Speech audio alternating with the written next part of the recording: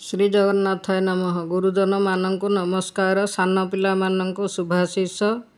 माँ का आदर्श स्वप्न को स्वागत। आसतु जानिमा केउ केउ गछ को आमे समस्ते पूजा करिबा भल। प्रथम तुलसी गछ और चंदन गछ, द्वितीय बेल गछ, तृतीय अला गछ, चतुर्थ बर गछ और अश्वत्थ गछ, पंचम धला अरख गछ। एही गछ मान सबू पूजा कले बहुत पुण्य मिली थाए। आमे माने समस्ते पूजा करिवा बहुत भल। एही वीडियोटी जदि भल लगिला आपण माननको लाइक शेयर सब्सक्राइब करंतु।